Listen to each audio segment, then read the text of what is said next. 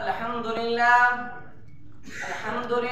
नहमदुहु व नस्तईनुहु व नस्तगफिरुह व नुमिनु बिही व नतवक्कलु अलैहि व नऊज़ु बिल्लाहि मिन शुरूरि अनफुसिना व मिन सय्यिआति अअमालिना।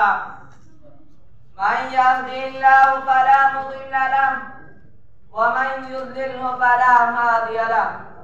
ونشهد أن لا إله إلا الله ونشهد أن محمدا عبده ورسوله। أما بعد، أعوذ بالله من الشيطان الرجيم. بسم الله الرحمن الرحيم. وقضى ربك ألا تعبدوا إلا إياه وبالوالدين إحسانا إما يبلغن عندك الكبر أحدهما أو كلاهما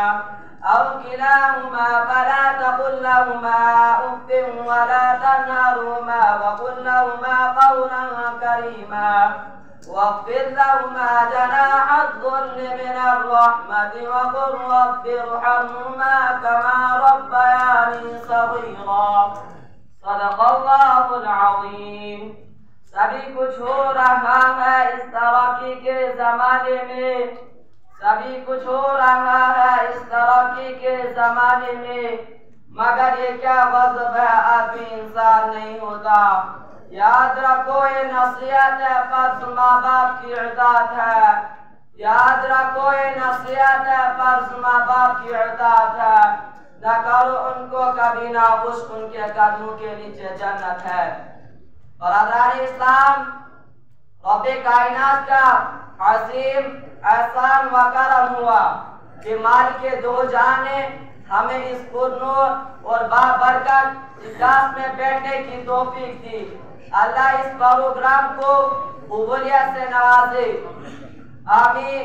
इस मुबारक महफिल में मुझे हुकूक वालिदैन पर खिताब करने का मौका मिला है, इसलिए मैं 4 मिनट इसी उन्वान पर गुफ्तगू करूंगा। उम्मीद है कि संजीदगी के माहौल को बरकरार रखेंगे इंशाअल्लाह। हज़रात ग्रामी, अगर आज के इस पुरफितन दौर में हम दुनिया पर काहिराना नजर डाले तो यूं महसूस होता है कि हर सिमत से अपने अपने हुकूक का मुतालबा की सदा सुनाई देती है। हर सिमत जुल्म और ज्यादती का